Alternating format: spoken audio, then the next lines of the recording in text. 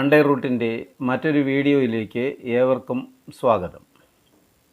കഴിഞ്ഞ വീഡിയോയിൽ നിന്നും വ്യത്യസ്തമായി മറ്റൊരു വിഷയത്തെക്കുറിച്ചാണ് ഇന്ന് പറയുന്നത്. അത് മറ്റൊന്നുമല്ല, മരങ്ങൾ എങ്ങനെയാണ് ടിമ്പർ ആയി മാറുന്നത് എന്നാണ്.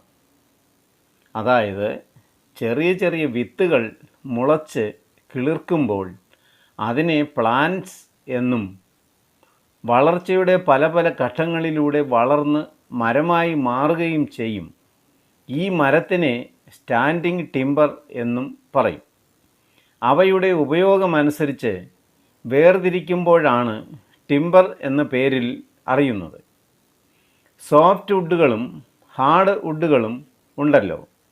സോഫ്റ്റ് വുഡുകൾ മിക്കതും വിറകായി തരംതിരിക്കും. ഹാർഡ് വുഡുകളെ മറ്റാവശ്യങ്ങൾക്കായി പലവിധ അളവുകളിൽ കൺവേർട്ട് ചെയ്യുമ്പോഴാണ് അതിനെ ടിമ്പർ എന്ന പേരിൽ അറിയപ്പെടുന്നത്. ഈ ടിമ്പറിനെ നീളം, വീതി, കനം എന്നീ അളവുകളിൽ തരം തിരിച്ച് അറുത്ത് സൈസ് ബൈ സൈസ് ആയി മാറ്റുമ്പോൾ അതിനെ ലംബർ എന്നും പറയുന്നു. ഇത് പ്രധാനമായും കെട്ടിട നിർമ്മാണം, മറ്റ് എഞ്ചിനീയറിംഗ് ജോലികൾ, കാർപ്പൻ്റർ വർക്കുകൾ എന്നിവയ്ക്ക് സർവ്വസാധാരണയായി ഉപയോഗിക്കുന്നു. ചൂടിനെ കടത്തിവിടുന്നതിലുള്ള കഴിവ് കുറവും വിവിധ ആവശ്യങ്ങൾക്ക് അനായാസേന രൂപപ്പെടുത്തുവാൻ കഴിയുന്നതിനാലും ഡെൻസിറ്റി കുറവായതിനാൽ ജലത്തിൽ പൊങ്ങിക്കിടക്കുന്നതിനാലും താരതമ്യേന ബലം കൂടുതലുള്ളതിനാലും ബിൽഡിംഗ് മെറ്റീരിയൽ എന്ന നിലയിൽ ടിമ്പറിനുള്ള സ്ഥാനവും നേട്ടങ്ങളും ആണ്. എന്നാൽ പെട്ടെന്ന് തീ പിടിക്കുമെന്നതും അന്തരീക്ഷത്തിലെ ഈർപ്പത്തെ ആഗിരണം ചെയ്ത് ഗുണമേന്മ നഷ്ടപ്പെടുത്തുന്നതിനാലും ലോഹപദാർത്ഥങ്ങളെ അപേക്ഷിച്ച് പെട്ടെന്ന് നശിക്കുവാനിടയുള്ളതിനാലും കീടങ്ങൾ, കുമിൾ, ഫംഗസ് എന്നിവ പെട്ടെന്ന് പ്രവേശിക്കുന്നതിനാലും ചില ജോലികൾക്ക് തടി ഉപയോഗിക്കാതെയും വരുന്നുണ്ട്. ബീമുകൾ, റാഫ്റ്ററുകൾ, തൂണുകൾ, വാതിലുകൾ, ജനലുകൾ, വെന്റിലേറ്ററുകൾ തുടങ്ങിയുള്ള കെട്ടിട നിർമ്മാണ വസ്തുക്കൾക്കായി തടി നിർബാധം ഉപയോഗിക്കുന്നു. ക്യാബിനറ്റുകൾ, ഫർണിച്ചറുകൾ, വിനീർ, പ്ലൈവുഡ് എന്നിവയുടെ നിർമ്മാണത്തിനും പാക്കിംഗ് കേസുകളുടെ നിർമ്മാണത്തിനും എല്ലാം എല്ലാത്തരം ടിമ്പറുകളും ഉപയോഗിക്കുന്നുണ്ട്. റെയിൽവേ ട്രാക്കുകളുടെ സ്ലീപ്പറുകൾക്കും വൈദ്യുതി ലൈൻ പോസ്റ്റുകൾക്കും ഉപയോഗിച്ചിരുന്നു. ഇപ്പോൾ ആ സ്ഥാനം കോൺക്രീറ്റുകൾ കൈയടക്കിയിരിക്കുകയാണ്. ഓരോരോ ആവശ്യങ്ങൾക്കായി പല വലിപ്പത്തിൽ മുറിച്ചെടുക്കുമ്പോഴാണ് ടിമ്പർ ആകുന്നത്. മുറിച്ചെടുത്ത രൂപത്തിലുള്ളതിനെ റഫ് ടിമ്പർ എന്നും നിൽക്കുന്ന മരത്തിനെ സ്റ്റാൻഡിംഗ് ടിമ്പർ എന്നും പറയുന്നു. മരത്തിനെ പ്രധാനമായും രണ്ടായി തരം തിരിച്ചിരിക്കുന്നു. ഒന്ന് എക്സോജീനിയസ് ട്രീസ് എന്നും രണ്ട് എൻഡോജീനിയസ് ട്രീസ് എന്നുമാണ്. എഞ്ചിനീയറിംഗ് ജോലികൾക്കെല്ലാം എക്സോജീനിയസ് വിഭാഗത്തിലുള്ള മരങ്ങളെയാണ് ഉപയോഗിക്കുന്നത്. ഈ മരങ്ങളുടെ വളർച്ച തടി പുറത്തേക്ക് വളരുന്നതിനാൽ വ്യാസം അഥവാ വണ്ണം കൂടുതലാണ്. ഇതിനെ രണ്ടായി തിരിച്ചിട്ടുണ്ട്. അത് കോണിഫറസ് ട്രീസ് എന്നും ഡെസിഡസ് ട്രീസ് എന്നുമാണ്. നിത്യഹരിത വൃക്ഷങ്ങൾ പുതിയ ഇലകൾ വന്നതിനു ശേഷമേ പഴയ ഇലകൾ കൊഴിയുകയുള്ളൂ. അതാണ് പ്രത്യേകത.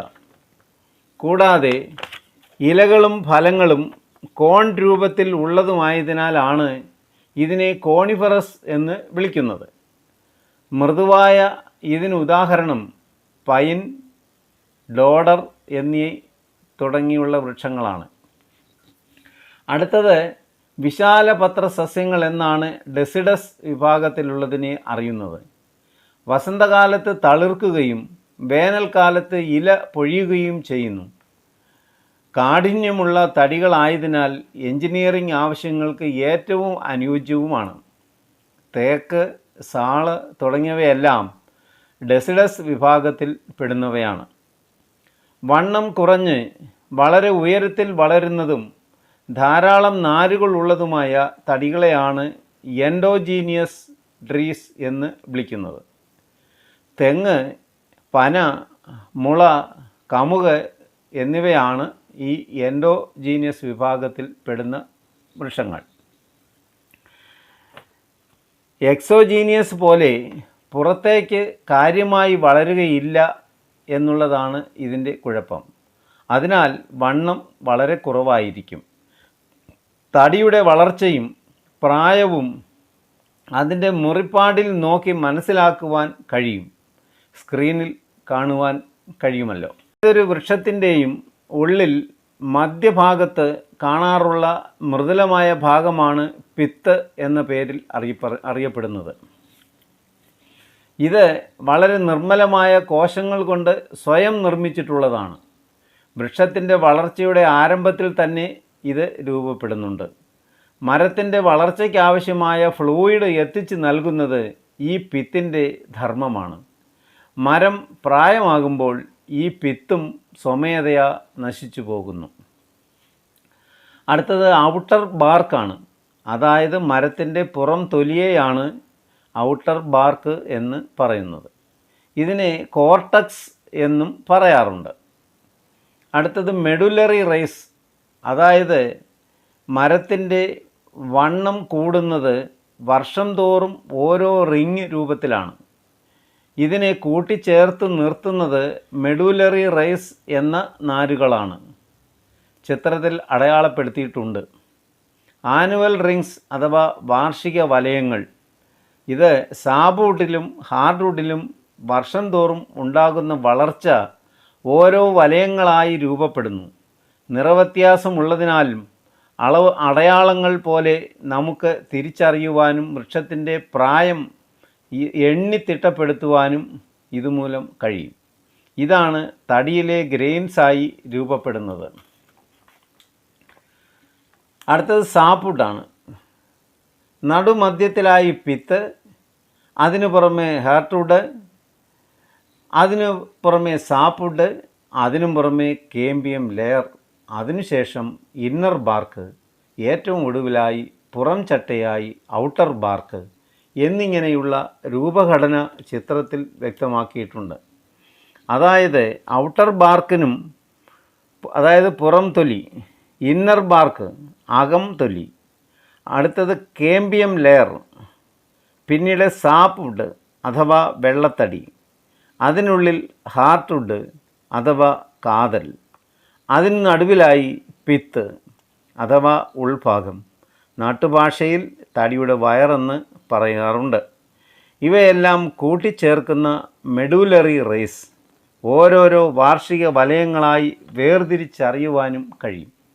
ബാക്കി ഭാഗങ്ങൾ അടുത്ത വീഡിയോയിൽ പറയുന്നതാണ്. ചാനൽ സബ്സ്ക്രൈബ് ചെയ്യുവാൻ മറക്കരുത് എന്ന് ഓർമ്മിപ്പിക്കുന്നു. ഏവർക്കും നന്ദി, നമസ്കാരം.